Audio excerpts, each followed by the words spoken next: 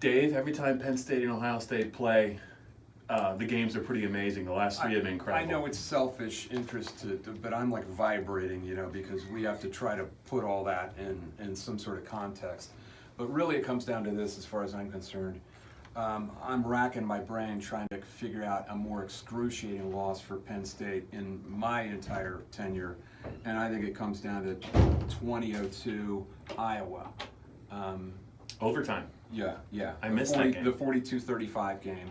That was probably as bad as it got, but the ramifications of this one are much more, because that team wasn't going any more than 9-4, which is where they ended up. But this team had the capability of going farther, and now it's going to be awfully tough. Yeah, I mean, and just for the fans, I think we should just share that. I don't know that I've ever heard James Franklin like that in a post-game press conference. He was.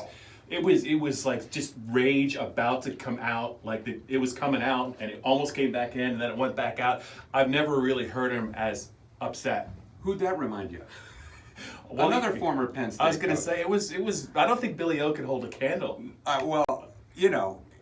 Bill's countenance and his makeup was prone to those. James is so A-type, and to see him do that, and what he did was he just kind of started with a slow boil and said we didn't make the right plays, and then off he went. And by the end he was talking about, I am going to make sure that we go from we were an average team going to a good team, and now we're a great team, but we lost to an elite team. And we are not an elite team, and we're not doing what is necessary. And off he went. I mean, he used the word psychopath. So he said, if you think I've been crazy for the last 4 years, wait, because I'm going to be a psychopath. I'm paraphrasing, but that's what it was.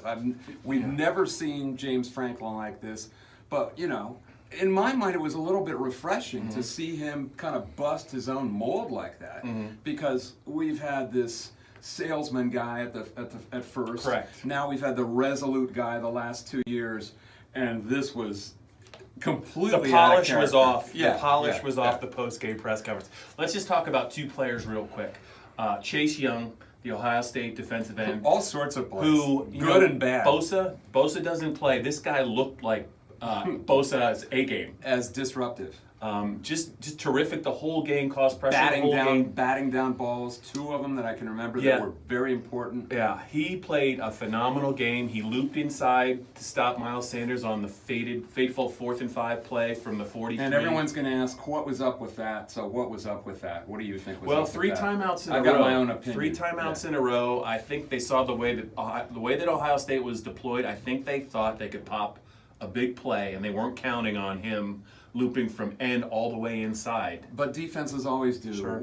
They always line up in some way that's deceptive to try to fool you. Why not go with the guy who has been the best player in the game the entire play, either run or pass? Let Trace McSorley handle the ball. And I think throwing in that situation was necessary with 5 yards to go, as did a fan down on the field, according to our Joe Hermit.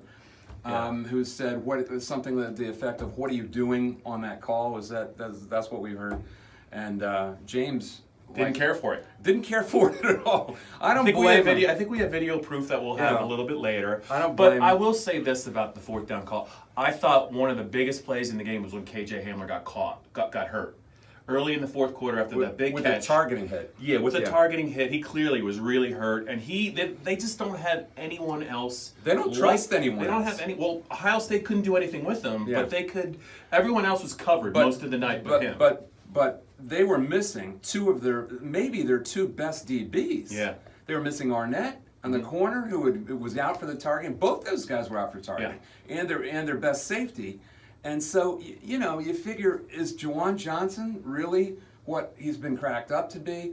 They had a trips left set, and they didn't trust any of those guys. I thought maybe Freiermuth from the right side over the middle, but the ball's not in Trace's hands, so what do you do? Speaking of Trace, have you seen a better Penn State And how player? sad is that? Yeah. How sad is that? The guy has 461 yards of total offense. 175 on the ground. 461. And he was basically the only thing Penn State had going in the second half offensively. He tried to do it all himself. He didn't have help Haskins did. Haskins had a lot of help in the second half. Absolutely. From his wideouts, from even his wideouts blocking on both of those two big plays, the big play touchdowns. His wideouts were blocking for the wideouts who scored the touchdowns, both Benjamin Victor and KJ Hill. I mean, they were spectacular plays. Haskins got a lot of help, and Trace did not. Yeah. Just one more thing before we wrap this up. I want to talk about, in my mind, the one play that I think will haunt Penn State, that really, I think, got away from Penn State that should have been a big play. Penn State decides to go for it on 4th and short early in the second half.